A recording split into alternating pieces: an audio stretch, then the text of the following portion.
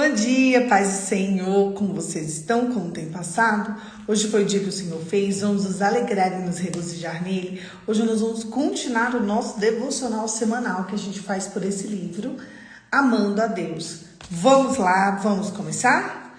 Hoje nós vamos para a semana 24, Deus Santo. Santo, Santo, Santo é o Senhor Deus. Apocalipse 4:8. Deus é santo. Não é sem razão que Jesus, a segunda pessoa da Trindade, é chamado de ente santo, a terceira pessoa de Espírito Santo. Lucas 1:35. A santidade de Deus é percebida antes de existir pecado. Em nossa mente, sempre definimos santidade por ausência de pecado, mas antes de existir pecado, ele já era santíssimo. Adão e Eva, bem como os anjos, tiveram essa percepção. Ele é a pureza da pureza, a luz da luz. Essencialmente, seu ser é santidade, necessariamente. Não há mácula, defeito, imperfeição, deficiência em nada do Senhor e no Senhor. O céu é um mundo de santidade. Onde o Senhor habita, não se tolera pecado. As trevas, os erros, a impiedade, a iniquidade. Deus não suporta as imundícies porque Ele é santo demais. Esse atributo, unido ao atributo da justiça, é o que nos causa mais pavor. Afinal, o soberano e justo Deus é santíssimo e nós não somos. Medite nisso. Nós, pecadores, nos achegando a Deus, puro, santíssimo, sem mácula.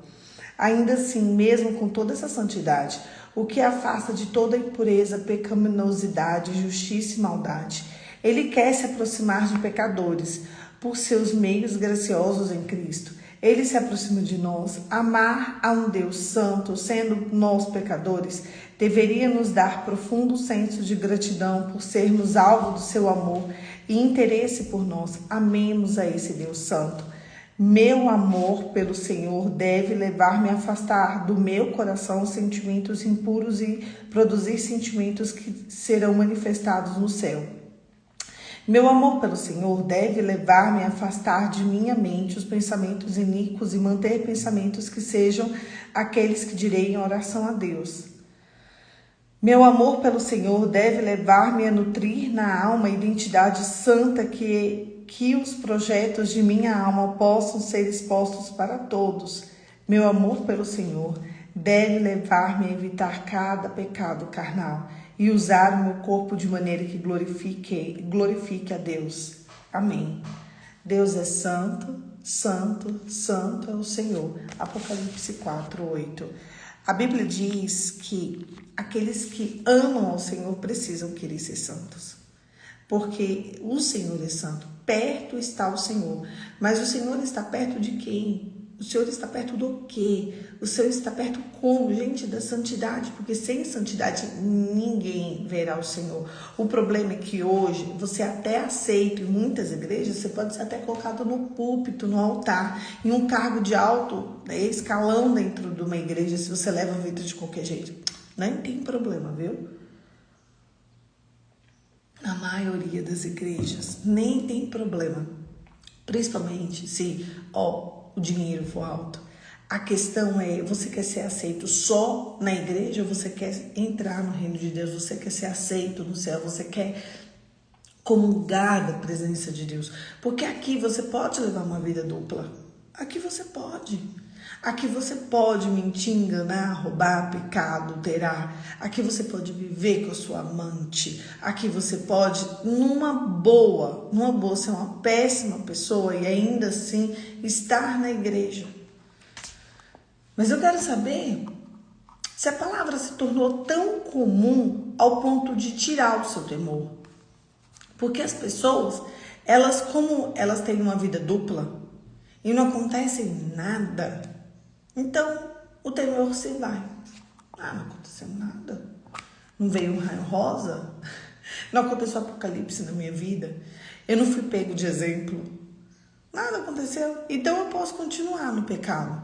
Quantas mulheres me escrevem dizendo assim: O meu marido saiu de casa como amante, eles estão indo para uma igreja, eles são até líderes nessa igreja. Mas o que vocês não sabem é que algumas líderes de igreja, que foram amantes no passado, que começaram a vida como amantes e que casaram com esses homens e que agora são de igreja, me escrevem diariamente tentando encontrar respostas para as dores deles. É porque, gente, eu adotei um parâmetro. Esse tipo de pessoa eu não reposto. Sabe por quê? Porque a minha resposta para elas seria assim, ó. Acredite, eu já falei, tá? Para elas, mas parece que entra por aqui e sai por aqui. A minha resposta seria assim, ó. Larga o teu amante. Peraí, mas eu tô casada há 10 anos. Eu sirvo na igreja. Fala com a boca cheia, tá, gente? Como assim? Eu sou uma mulher santa. Eu sirvo na igreja. Eu tenho 2 filhos, um de 7 e um de 3. Como assim? Não, gente, ele começou sendo seu amante, continuou sendo seu amante. Ele é casado. Você era casada, minha filha. Ele era casado. O problema é esse. O que vocês não sabem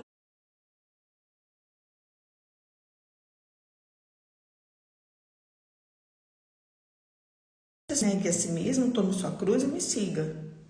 Quando Jesus chamou todo mundo para andar com ele, a primeira coisa que ele pedia para a pessoa fazer era abandonar a sua vida, abandonar as suas circunstâncias e segui-lo. Ele vira pro... Voltei, gente? Voltei? Para mim tinha pausado, voltei? Tava travando mesmo, Ju. Eu voltei ou não voltei? Voltei?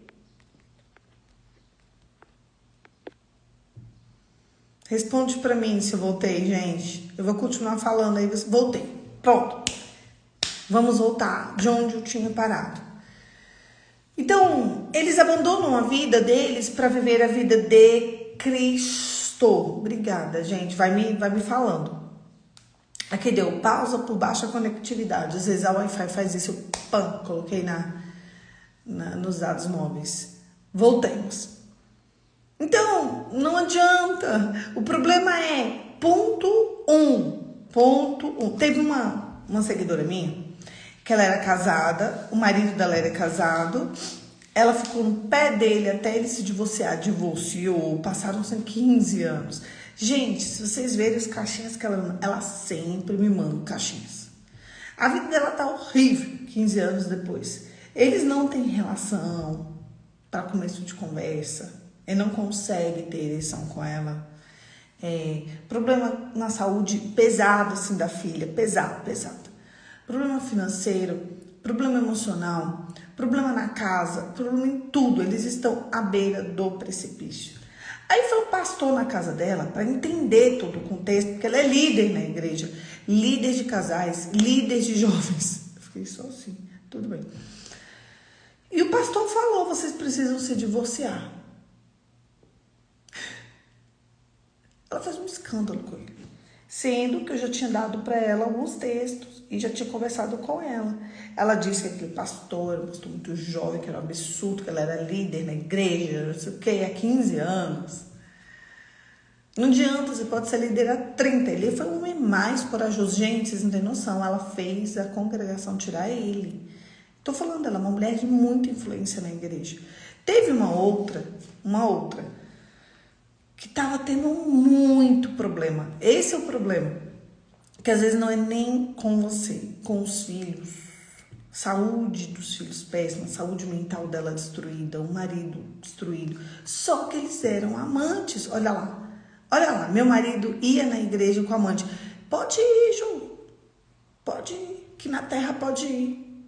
Aqui na terra pode ser até pastor, Ju. Pode ser presbítero, pode ser diácono. Não tem problema. Na terra... não tem problema. Eu quero saber qual é o fim de ir para a igreja. Porque se o fim de ir para a igreja é comemorar um clube social, desfrute. Aproveite. É isso. Se o fim de ir para a igreja é aproveitar os amigos, a comunhão, as pessoas, desfrute. É bom desfrutar, porque no céu, a Bíblia diz que os adúlteros não herdarão o reino dos céus. Não é porque você saiu do casamento, né? Traiu a pessoa, foi embora. Não é porque você fez isso que você vai entrar no reino dos céus, porque você casou com a sua amante. O meu marido ia na igreja com a amante. A vida é só ladeira abaixo, nada dá certo. Não dá, entendeu? Ainda dá pra ver rápido, porque tem uns que ficam 20 anos vivendo ok, entendeu? O meu casou e tá indo pra igreja e ainda voltou a tocar bateria. Que igreja maravilhosa é essa? Que não investiga e não entende como é que é a vida do baterista. Ah, não, mas a gente precisa de um baterista. Sobe aqui no altar, sobe no altar, ministra pra igreja.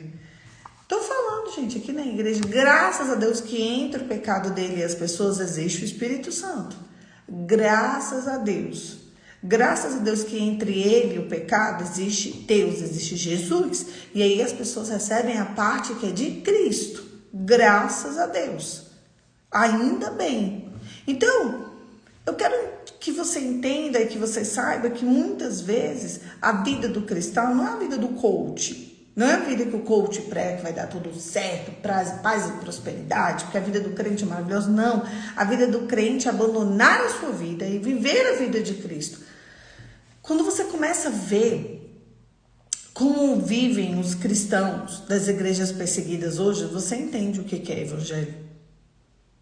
Teve um pastor alguns anos atrás no Irã que ele foi convidado 3 vezes a abandonar o cristianismo e seguir o Islã. 3 vezes. Ele ficou preso durante 20 anos. A esposa também ficou presa, mas depois foi solta. Eu sei que ele ficou preso 20 anos, porque ele se negou a ensinar o Alcorão para os filhos. Sabe como é que foi a morte dele? Por enforcamento. Por fim, ele morreu por enforcamento. É uma morte recente, inclusive. Foi depois da pandemia, eu acho. Enforcado. Porque ele se negou. É assim que é a vida de um crente, gente. Isso é cristianismo. É abandonar a sua vida e viver a vida de Cristo e com Cristo. É viver para Cristo. Cristo, ele não morreu só para te casar. Cristo não morreu para te dar filhos. Cristo não morreu para te dar carro, casa, emprego. Essas coisas acontecem se for para a glória dele. Cristo, ele morreu para que você viva a vida de Cristo e espalhe o evangelho. Cristo morreu para te salvar. Cristo morreu para te resgatar. Cristo morreu para te redimir. Cristo morreu para que você tenha uma nova vida e a tenha em abundância. A eternidade já começou. Centra sua mente. Ai, coitadinho, não, você não é coitada. Coitada de quem está no pecado. Coitada de quem jogou alto e abandonou o Senhor. Coitada de quem abandonou o Senhor. A tua vida é uma bênção na simplicidade. A tua vida é uma bênção, porque na tua vida, querida, existe verdade. Verdade. Sabe por que sua vida é uma bênção? Porque você vive de verdade. Você abandonou a tua vida para viver com Cristo. É porque no final dessa vida você vai receber a coroa da vida. Ali existe a tua resposta. Você vive uma vida de verdade. As pessoas não vivem a vida de verdade, você vive. Essa é a sua diferença para os outros. É que você vive ela para Jesus, tá? Para Cristo. Quem vive para Cristo é você. Não interessa se o pecador, ele tá ali, ó, desfrutando, indo para a praia, viajando. Você vai pisar em rua de ouro. Os portões, eles são de pérola. Você vai ser recebida pelos anjos. Ah, gente, de verdade. Você vai ser recebida pelo Pai, pelo Filho, pelo Espírito Santo. Não dá, gente. Não dá. Não faz isso. Sigam a verdade. Não caia nessa onda de terra.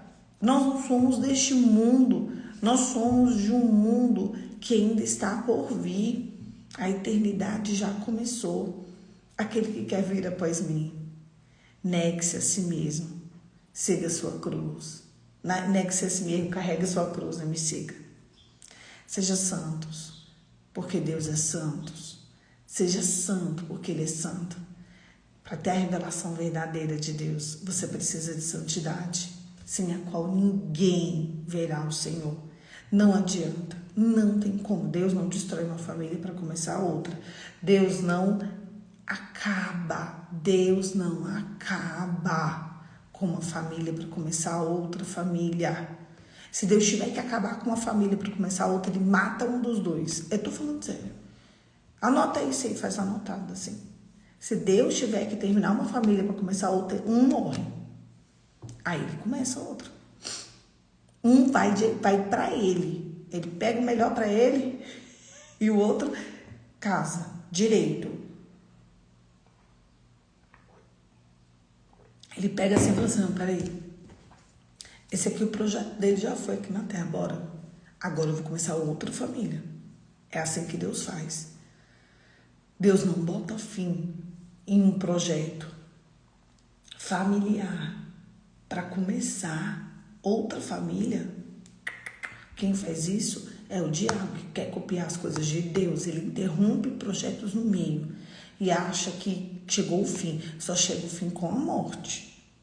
Aí sim, aí Deus destrói uma família para começar outra. Destruiu aquilo ali, não destruiu, né? Que aí começa outra, aí tá tudo bem. Deus, quando Ele destrói uma família, Ele mata. Deus mata e não vai preso, tá? Deus mata e acabou. Deus mata e vai o julgamento. A pessoa ou vai para o céu ou vai para o inferno. E acabou. Obrigada, meu amor. E ainda é seu aniversário, né? Ó, feliz aniversário. Presente para nós. Seu aniversário. Seu aniversário é seu e presente para todas nós. Amém. Deus falando por mim através de você. Mas é verdade, gente. Quando Deus quer interromper uma família, Ele mata um dos dois. É isso que Deus faz. E o que vocês precisam saber e eu também apenas seja santa. Porque sem santidade, ninguém verá o Senhor. Quando a Bíblia diz ninguém verá o Senhor. Feche seus olhos e vamos orar. Pai, te adoramos, Senhor. Te adoramos na beleza da tua santidade. Senhor, o que nós queremos te pedir nessa manhã é santidade. Porque a gente sabe que se a gente não for santo, nós não vamos ver o Senhor. Derrama sobre nós graça, favor e misericórdia. Envie anjos ao nosso respeito para nos guardar, nos zelar e nos proteger de todo o mal. Nos esconde debaixo das asas do teu esconderijo, Senhor, para que o inimigo não nos veja, não nos toque, não nos sinta. Em nome de Jesus, oramos, cremos e agradecemos porque tu és bom, fiel e justo. Em nome de Jesus. Amém. Amém? Um beijo. Deus abençoe. E até semana que vem, se Deus quiser, com o nosso devocional, que agora é semanal. Glória a Deus, gente. Continue seus jejuns, suas orações, suas ofertas. Entregue no altar o que é de Deus. E acredite que você está aqui sim para viver uma vida e vivê-la em abundância. Mas não é como os outros, não. É viver uma vida em abundância para a glória de Deus. Para a glória de Deus. Da maneira de Deus. Em nome de Jesus.